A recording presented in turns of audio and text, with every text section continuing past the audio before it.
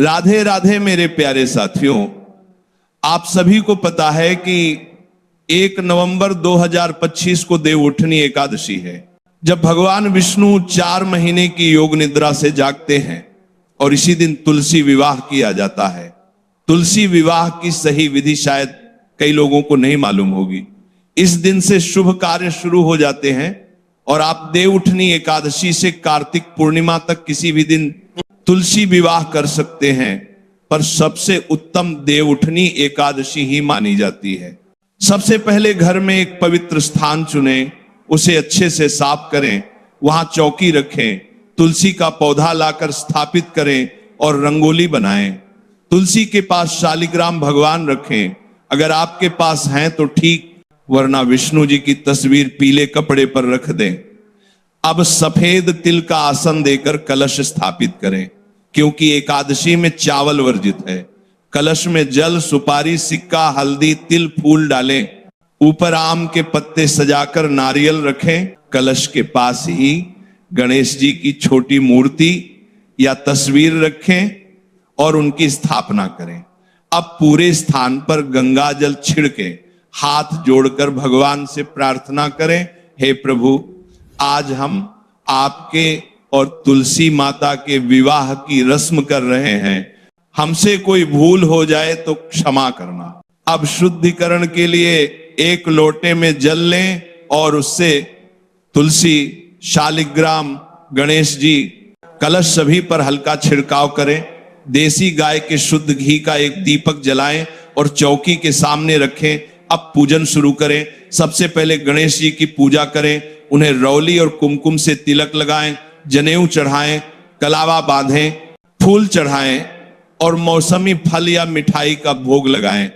गणेश जी को प्रणाम करें, फिर कलश की पूजा करें, उसे भी तिलक करें, फूल चढ़ाएं और घी का दीपक दिखाएं। अब विवाह की रस्में शुरू होती हैं। सबसे पहले हल्दी की रस्म। थोड़ी सूखी हल्दी लें, उसमें थोड़ा 2829 शहद मिलाकर गाढ़ा पेस्ट बनाएं।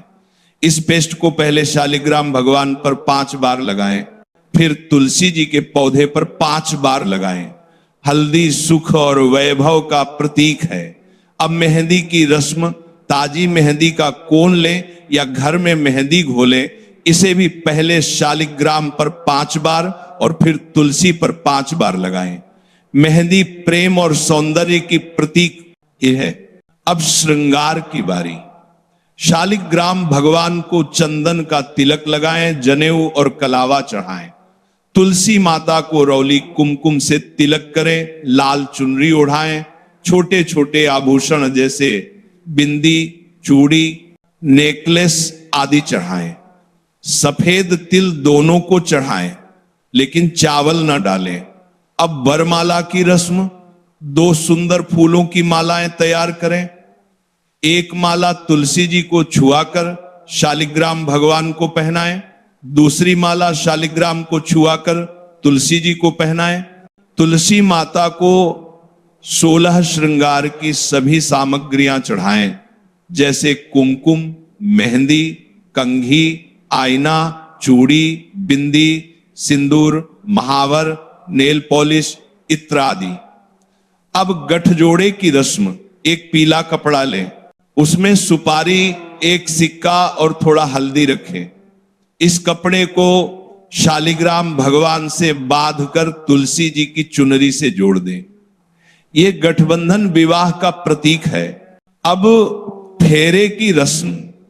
कोई पुरुष सदस्य शालिग्राम को एक थाली में रखकर तुलसी जी की 7 परिक्रमा करे। अगर यह संभव न हो तो एक नारियल लें, उसे शालिग्राम और तुलसी के ऊपर से 7 बार घुमाएं और 7 फेरे पूरे करें। हर फेरे में मंगल कामना करें। अब सिंदूर दान की रस्म। एक सिक्के पर थोड़ा सिंदूर रखें, उसे शालिग्राम को छुआएं और फिर तुलसी जी के पौधे पर लगाएं। यह सिक्का बाद में तुलसी के गमले में ही दबा दें। कन्यादान की रस्म। अपने दाहिने हाथ में जल, फूल, थोड़ा सा चावल या तिल और कुछ पैसे लें। संकल्प लें, आज मैं अपनी श्रद्धा और सामर्थ्य से तुलसी माता का कन्यादान शालिग्राम भगवान को कर रहा हूं। फिर यह सामग्री शालिग्राम के पास रख दें। इस दिन गन्ने का विशेष महत्व है।